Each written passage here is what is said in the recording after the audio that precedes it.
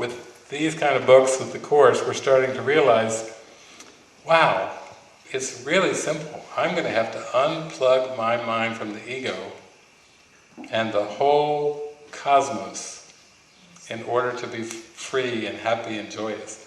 When God said, hold no graven images before the Lord thy God, He wasn't talking about golden calves. He wasn't talking about totem poles. He was talking about the entire cosmos. Hold no graven images before the Lord thy God. So now we start to see the task in front of us. It's just like my friend Gary says in Art and Pursa, the disappearance of the universe is a realistic possibility in your life.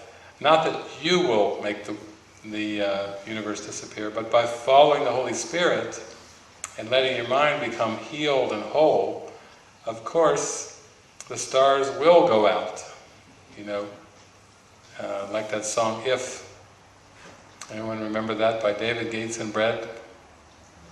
Yes. One by one the stars will all go out, then you and I will simply fly away. Yes, that's it. Even Bread had it right. The stars are going out, and so are all the planets and everything with this hallucination. So, well, it's symbolic. It's kind of like a Tinkerbell kind of thing. But in the end, we don't fly anywhere, but we just are one with God, which we've always been. So there's not like any kind of a movement, but it's just more of a recognition. Enlightenment is but a recognition, not a change at all. So it's not really even a flying away, but it's just easing back into that truth. So, okay, that got us going. We've kind of looked a little bit about sickness, at bringing it back into the mind. If you bring it back into the mind, Suzanne in the morning group was mentioning in the back of Awakening Through A Course in Miracles, I asked the Holy Spirit and Jesus for a map of the mind. Because I like graphics. Even when I was in school, I always had crayons and was like drawing things. I said, give me a picture. Can you give me a picture? This is getting to be a little ethereal here. Can you give me a picture? And so, definitely, we have a picture. This is our power of prayer in the middle, then we've got a ring here. I got a concentric rings.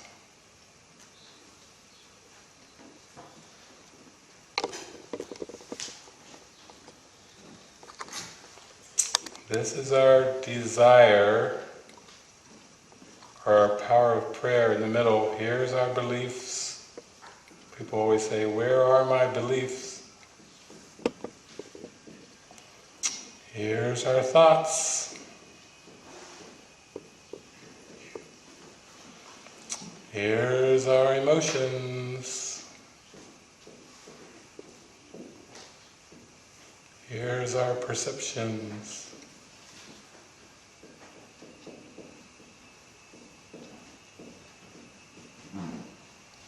And here are these little bodies.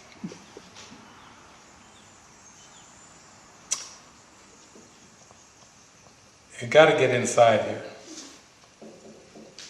It's like, anybody watch Star Trek? The first edition of Star Trek had, who was in charge of the engine room? Scotty. Captain! He was Scottish. Captain, we've got a breach at the core. That never sounded good, did it? Whenever Scotty said that to Captain James Kirk, Captain, we've got a breach at the core. It's like, uh-oh, the ship could explode, and I like Star Trek. No, it can't happen. I don't want the ship to blow up. This is desire, and you know what Jesus has to say about desire? He says, truth will be returned to your awareness by your desire, as it was lost by your desire for something else. You think if desire is important? truth, he's talking truth, will be returned to your awareness by your desire. Not by your belief. He doesn't say belief, he doesn't say your thoughts, he doesn't say anything about your emotions, definitely nothing about your perceptions. Like climbing up a big mountain here, nope, nothing about that. Swimming through the ocean to get salvation, nope, nothing about that. Truth will be returned to your awareness by your desire, as it was lost by your desire for something else. Right outside, what is this desire? Well, in heaven, desire is completely unified, so there's no such thing as desire. You might say heaven is desirelessness. Doesn't that make sense? Heaven is everything, so you don't have any desires in heaven. You know that you're one with God. What would you possibly desire if you know that you're everything? You couldn't possibly desire anything.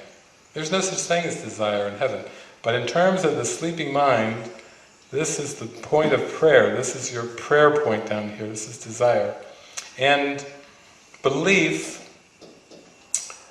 the first belief that ever seemed to arise, not in reality, but in psychosis and schizophrenia, is the ego. And this ego belief generated lots of thoughts, a whole thought system based on the belief in separation. And then these thoughts generated a lot of emotions: fear, guilt, shame, pain, anything you can imagine, what we call the negative emotions, are all generated from this belief in separation. Everything that is a negative emotion is generated. And then an entire world, the mountains, the oceans, the stars, the planets, it looks like an A. But we have planets and this, okay, put Saturn up there, and you got all kinds of planets and everything. The whole cosmos. Looks like Confest. This, over here, this is a black hole. Even the black hole is a projection. It's all out here is all the projection. And so, the best thing I can say about the map of the mind is the arrow goes this way. The perceptions are brought about by the emotions. There's a ring of fear under this world. Love doesn't make this world go round, like the romantic songs say. There's a ring of fear underneath this world. That's what's making this world. It shouldn't be too surprising with all the wars and plagues and pestilence and everything that's going on, throughout human history. So the emotions are producing the perceptions. The emotions are being determined by the thoughts. You ever meet those people along the way that go, feel your way to God. Just feel it. You go along and you start to have a conversation and they go, David, feel the feelings. Feel your way to God. Well, sometimes they call them the touchy-feely people. But the emotions are part of the equation, no doubt. The feelings, the emotions are part of it, but you see where they are in the equation. They come on an outer ring outside of cognition, outside of thoughts. Sometimes you hear people say, get out of your head and get into your heart. Has anybody ever heard that, a spiritual journey? The longest journey you'll ever take is the 15 inches from your head to your heart. You're not finished. It goes the other way around.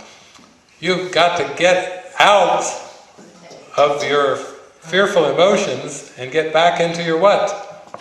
Your thoughts. You've got to get inside there to the cognition, because the thoughts are producing the emotions.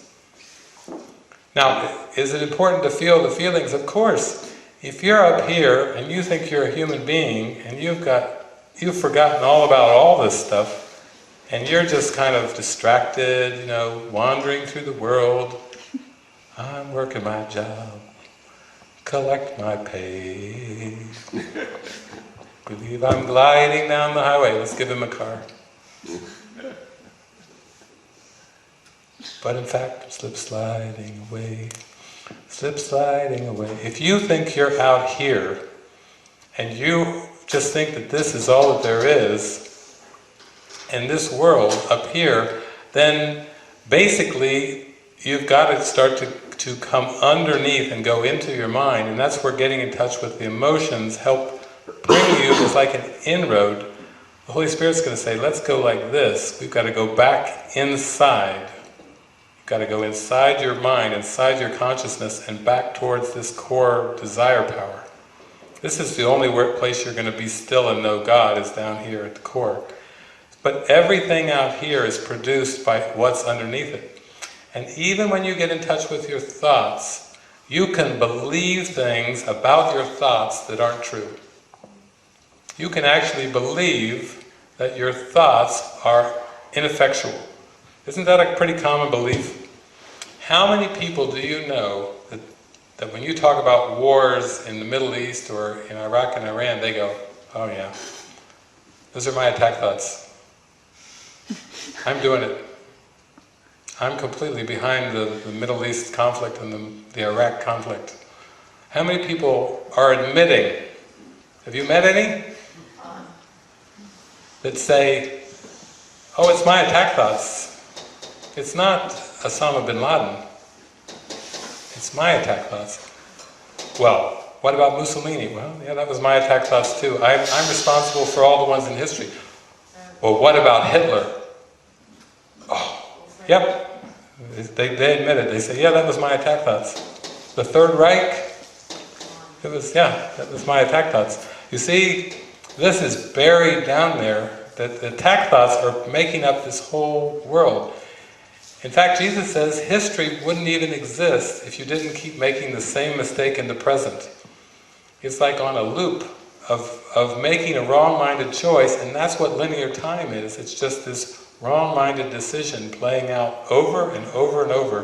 One instant repeated over and over. The unholy instant of time and space, of the ego, just getting played over and over and over. Meanwhile, Jesus and the Holy Spirit are calling us back into the core so we can come back to heaven. So you can believe things about your thoughts. For most people, we could say they do not believe that their thoughts are powerful enough to change the world, or to mess the world up, or to help the world, or to improve. Anything that they believe about their thoughts is usually, it's like there's just these little things whirling around in the mind, which they associate with the brain. And most people feel it's good things that people don't know what's going on in there, because if people knew what was going on, they'd know how crazy I was. That's usually the extent of that with thoughts. So, there we go, down, down, down. So in the end, when we talk about forgiveness, forgiveness is a belief here. We could say that if we took a cross-section cut across here, we'll say that when all of these rings are completely lined up through desire, this is where the willingness comes from, the little willingness, but we would say that forgiveness is the belief, and your real thoughts, we'll call them real thoughts here, the emotion is love, and the perception is, we'll just call it healed perception. This is a miracle when all of these are lined up with the Holy Spirit. And that just shows that all of these have to come from a willingness to be healed in here, and then everything else lines up.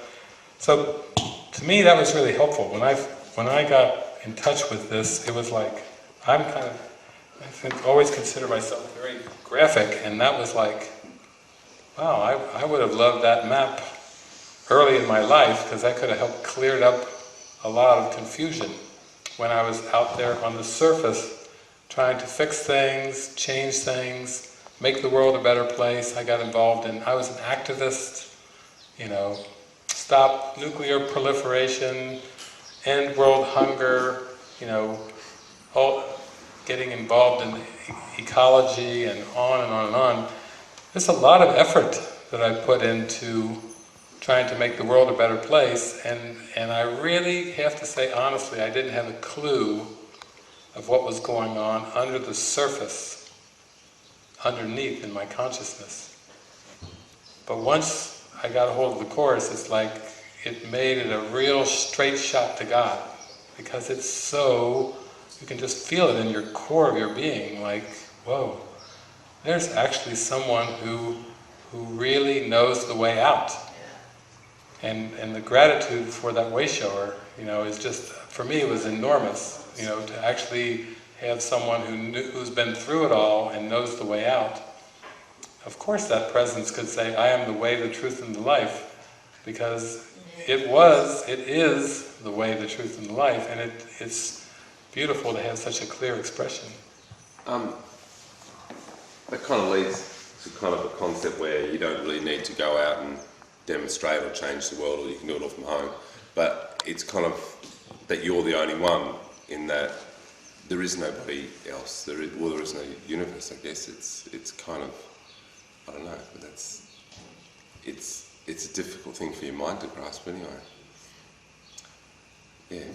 It actually seems difficult, but then when you start to open towards it, you start to realize that the difficult thing is resisting the oneness. Like if oneness is all that there is, really, and we resist it, which would be when the ego is fighting for its own sense of separate identity, it's a little bit like the Star Trek episode, they had all the Klingons and the Romulans and everything. I think the most terrifying enemy was the Borg, because it was the collective, the one. They all were completely linked. And Picard and the Enterprise was all like fighting for individuality, fighting off this oneness. And in one sense, I always laughed with that, because still you have two enemies there, and two that are fighting each other. The collective is still just a construct as well, but it's actually more difficult to fight against healing than it is to surrender into it. And I've got some good clips, we'll probably watch some of those, some Star Trek episodes tonight. But actually, when you think about, wow, I can't even begin to grasp or wrap this idea of oneness, you don't have to try to jump from A to Z, you just have to be willing to move in that direction. And that's where you're given a function that you can understand in terms, earth terms. It may be a teacher of God, it may be a healer, a minister of God. There's lots of words you can give to it. Just like we have different people in spirituality that are kind of known for their different gifts and abilities. But what I found is it was much more difficult for me to resist the awakening than it was for me to surrender into it. Where I had to cross over like a threshold. At one point I was like thinking, this is too big, it's too much, I'll never be able to do this. How did you pick me? Why did you pick me? You've got the wrong one. I'm just a regular guy. I am not Moses. This is one. You've got to have made the wrong. Jesus is like, oh no, I don't make mistakes. I am calling you. Okay. And then the next big round of resistance was, I'm not ready, I'm not ready. If you're recruiting miracle workers, oh man, you've got the wrong guy. I am not. Have you met my parents? Do you think I have some kind of good gene pool for miracle working or something here? No, it's not. I have called you and you are ready. What do you say to that? I have called you and you are ready. Yes, you have to say yes. You have to be like Jim Carrey in Yes Man. Yes!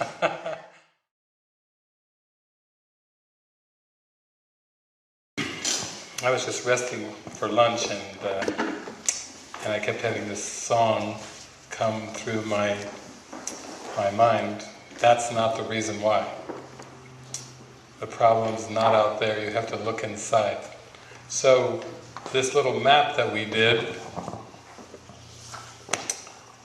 all of the perceptual problems of the world, whether we talk about weather, climate-related ones like floods and tsunamis and hurricanes and typhoons and tornadoes, whether we talk about diseases like cancer, heart disease, AIDS, whether we talk about financial problems, economic conditions around the world, whether we talk about poverty, world hunger, terrorism, wars, fill it in. Anything you can conceive of in your mind that you've been conditioned to with time and space as a problem, on any scale or any magnitude, it's all out here on the screen. And gently, the Holy Spirit keeps singing this song to the mind. That's not the reason why. The problem's not out there, you have to look inside. And here, not only is the Holy Spirit telling us to look inside, but the Holy Spirit has given us the steps, the things you have to move through to come down, to find the solution in the mind, the atonement, the correction to this error, this erroneous perception, these erroneous rings. You know, there's none of these rings, there's none of this in heaven, but this is like a tool for rapidly sending you back into find the correction in your own mind, like Jesus. He simply accepted the atonement of the correction for false belief, and he did it for all of us, and now he's just given us such a clear roadmap. This is like a detailed, clear roadmap, so anyone who has a willingness and desire, you know, you've got, the way is made clear.